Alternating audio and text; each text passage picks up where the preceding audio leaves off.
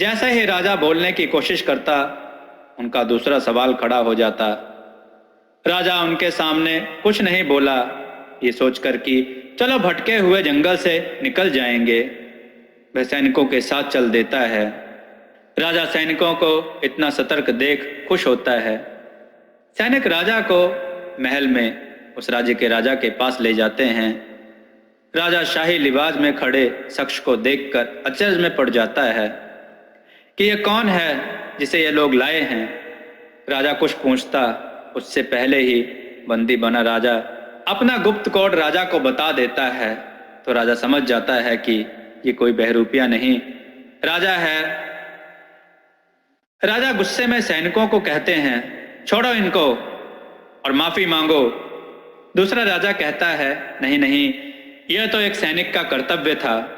सभी सैनिक कहते हैं, माफ कीजिए महाराज, हम आपको पहचान नहीं पाए, और वहां से चल देते हैं। दोनों राजा बैठकर बातें करते हैं। उस राज्य का राजा कहता है कि हे राजन, आप हमारे अतिथि हो, कुछ दिन यहाँ ठहरिए और हमारे राज्य की सैर कीजिए। बहुत आग्रह करने पर राजा मान जाता है। उसके महल में आदेश भिजवा दिया जाता है कि कुछ दिनों के लिए महाराज हमारे राज्य के अतिथि हैं।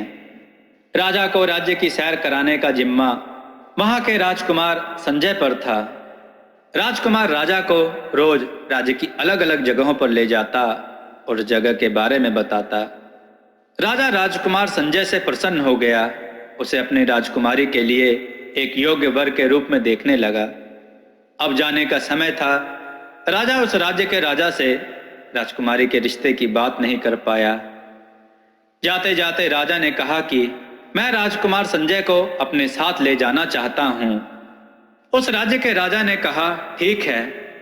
दोनों ने एक दूसरे का शुक्रिया अदा किया और राजा अपने राज्य के लिए चल देता है। चलते चलते शाम हो जाती है और महल पहुंचते पहुंचते रात।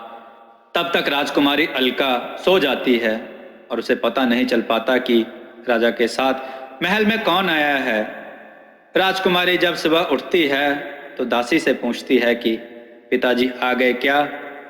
तो दासी बोलती है, हाँ हाँ राजकुमारी, आ गए, और एक सुंदर राजकुमार भी साथ में आया है। राजकुमार? कौन राजकुमार? अब राजकुमारी घबरा जाती है कि कहीं पिताजी उसे मेरे रिश्ते के लिए तो नहीं लेके आए। मैं किसी और से विवाह नहीं कर सकती, ऐसा नहीं हो सकता। लेकिन उसे क्या पता था कि यह उसके सपनों का ही राजकुमार था। राजकुमारी उठती है और शीघ्र राजा के कक्ष में चली जाती है और राजा राजकुमारी को देखकर खुश होता है और पूछता है, कैसी है मेरी राजकुमारी? राजकुमारी कहती है, हम ठीक हैं, परंतु आप इतने दिनों कहाँ थे? राजा ने कहा, संदेशा भिजवाया तो था। राजकुमारी हंस देती है और साथ में राजा। राजा कहता है, रुको, देखो हम किसे लाए हैं। राजकुमारी मन ही मन पता नहीं किस छछुंदर को उठा लाए हैं। राजा ने कहा, राजकुमार संजय यहाँ आइए। संजय ने कहा, जी महाराज। राजा ने कहा, इनसे मिलिए, यह है हमारी पुत्री अलका। राजकुमार संजय को देखते ही राजकुमारी के मुंह से निकलता है, आप? यह सुनते ही राजा और राजकुमार के दिमाग में हजारों सवाल उठ खड़े होते हैं। अब तो राजकुमारी फंस गई। राजा ने कहा, आप राजकुमार संजय को कैसे जानती हो? राजा का सवाल सुनकर राजकुमारी असमंजस में पड़ जाती है कि अब क्या कहूं पिताजी से। वो थोड़े समय चुप रहती है। राजा ने फिर से पूछा, बताइए बताइए अलका, आप राजकुमार संजय को कैसे जानती हो? अलका बोलती है, पिताजी वो। राजा ने कहा, हाँ बताइए। राजकुमारी कहती है, मेरी सहेलियां हैं ना मधुमती, वो इनको जानती हैं।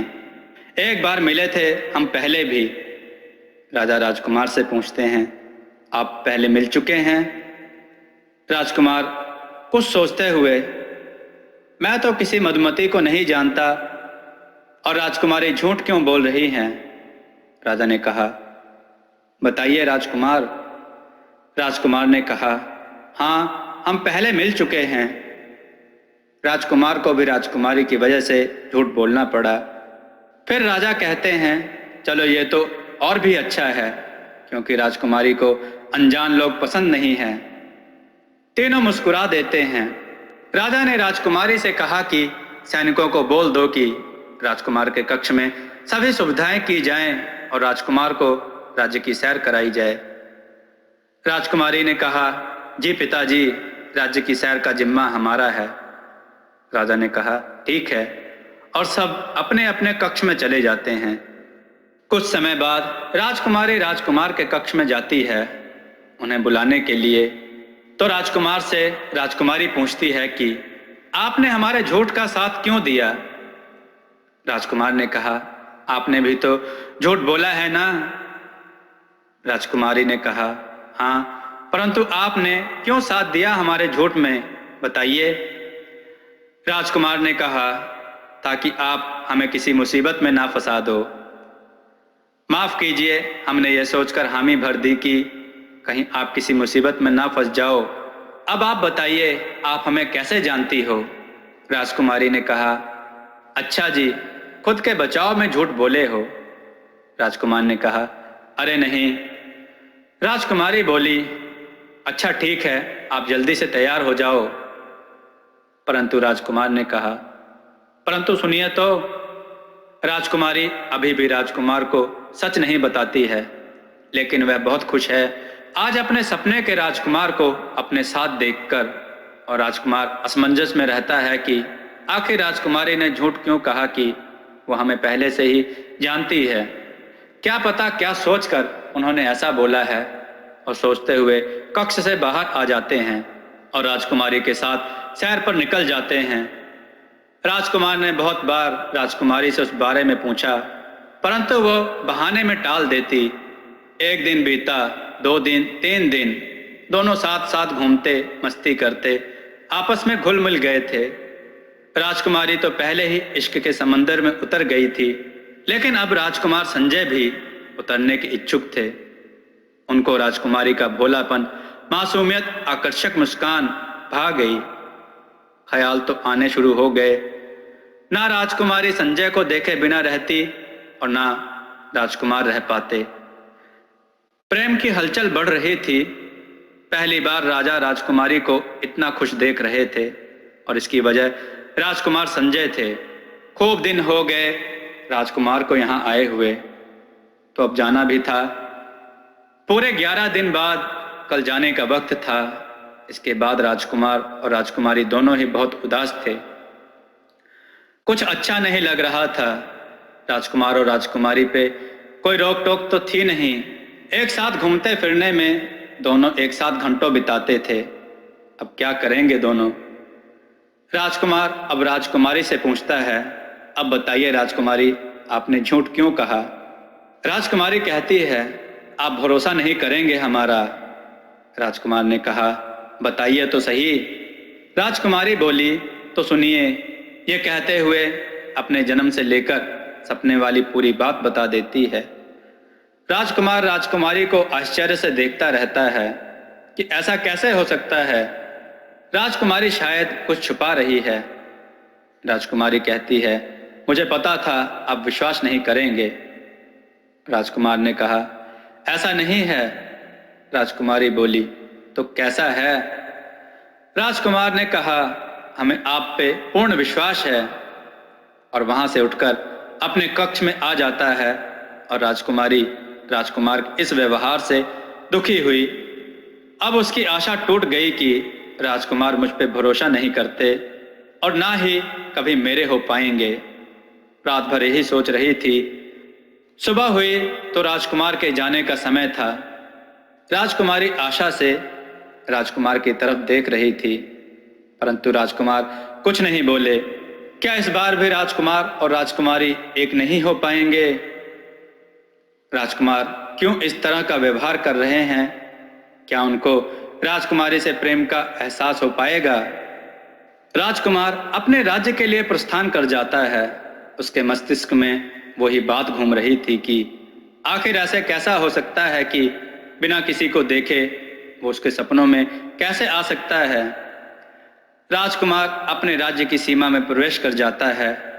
कुछ अच्छा महसूस नहीं हो रहा था तो वह नदी के किनारे चला जाता है। यह वही नदी है जहां आखिरी बार राजकुमार और राजकुमारी मिलते हैं। आज राजकुमार को वह एक अजीब सा एहसास होता है। वह सोचकर हैरान हो जाता है कि जहां रोज उसे सुकून मिलता था, आज ये बेचैनी क्यों? क्या वाकई राजकुमारी का सपना सच है? राजकुमार ये सोचते हुए महल की ओर चल देता है। महल पहुंचकर ना राजा से और ना रानी से बात करता है, सीधा अपने कक्ष में चला जाता है। राजा रानी ये देखकर असमंजस में पड़ जाते हैं। राजा कहते हैं, थक कर आए हैं इसलिए अपने कक्ष में चले गए, आप चिंता मत कीजिए। शाम हो जाती है। राजकुमार अब भी वही सब कुछ सोचता रहता है।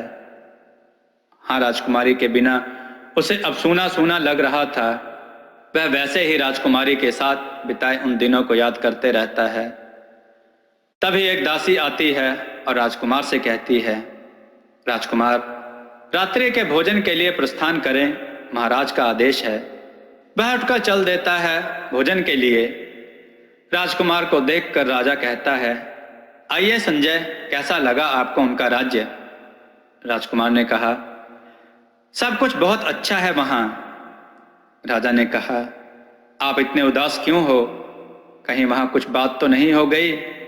राजकुमार बोला, ऐसा कुछ नहीं हुआ। राजा ने कहा, तो क्या हुआ है? राजकुमार ने कहा, कुछ नहीं, बस थोड़ी सी थकान है। राजा ने कहा, आप राजपूत हैं, इतने में ही थक गए? रानी बात काटते हुए बोली, क्या महाराज, आप भी आते ही दरोगा के जैसे सवाल जवाब करने लगे? आप खाना खाइए राजकुमार।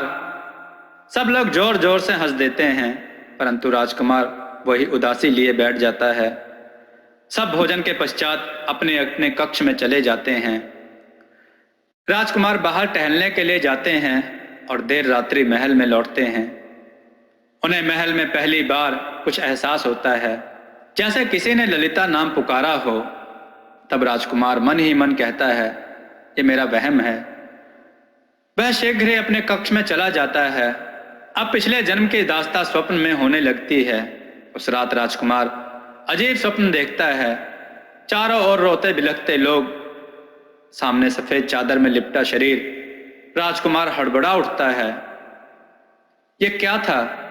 पहले तो कभी ऐसा स्वप्न नहीं आया। राजकुमार पसीना पसीना हो जाता है, उठकर पानी पीता है और सपने के बारे में सोचने लग जाता है, और कब आंख लग गई पता ही नहीं चला। अब ऐसे ही रोज रात को राजकुमार इन सपनों से परेशान हो गया। एक दिन, 2 दिन, ऐसे ही पूरे एक सप्ताह बीत गए। आज 8वां दिन था और राजकुमार सो रहा था। अचानक जो हुआ, राजकुमार उठ खड़ा हुआ। राजकुमार के पैर कांपने लग गए। राजकुमार उठने से पहले ललिता नाम लेकर चिल्ला उठता है। उसे वो सब साफ साफ दिखाई देता है जो पिछले जन्म में दोनों एक साथ रहते थे। राजकुमार को राजकुमारी ललिता का चेहरा साफ नजर आता है। वह बहुत ही आश्चर्य से उस सपने को याद करता है। वो ठीक उसी तरह का सपना था जैसा राजकुमारी अलका ने उसे बताया था। राजकुमार को बहुत बुरा लग रहा था। ऐसी राजकुमारी पे भरोसा नहीं करके राजकुमार को भी अब अपनी अधूरी कहानी याद आने लगी थी। वह अब राजकुमारी से मिलने के लिए अपने आप को बहुत बेताब कर लेता है। राजकुमार अपना पुराना प्रेम याद करके बहुत खुश होता है। वह वो सब लम्हे याद करता है जो ललिता के साथ बिताए थे। ललिता के साथ बचपन में खेलना, उसको शस्त्र चलाना सिखाना, नदी के किनारे घंटों बैठकर बातें करना, सब याद करके राजकुमार के चेहरे पर मुस्कान आ जाती है।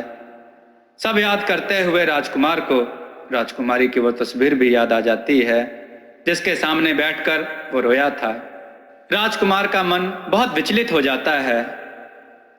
अपने ही पिता के कारण ललिता से अलग होने वाली बात को याद कर राजकुमार टूट सा जाता है।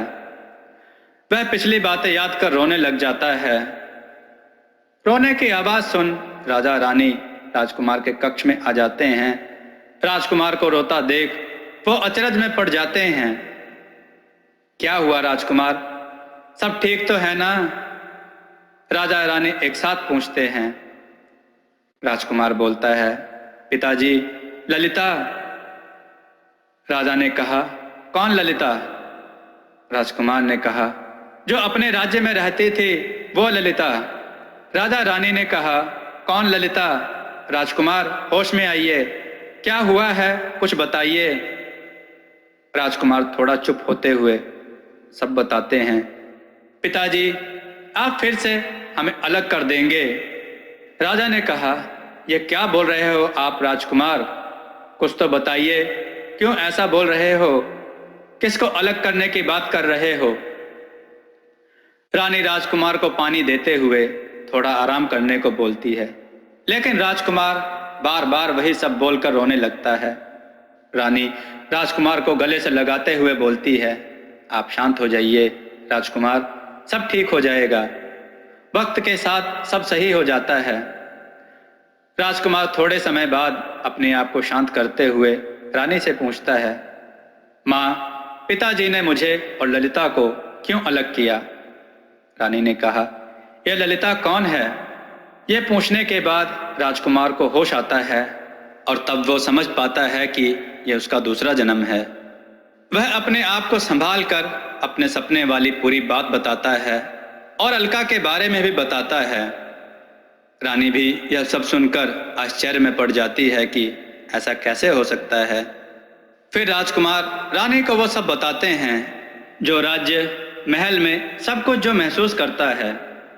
रानी बहुत ध्यान से राजकुमार की बात सुनती है और कहती है, आप फिक्र मत करो राजकुमार, इस बार आपको कोई अलग नहीं करेगा।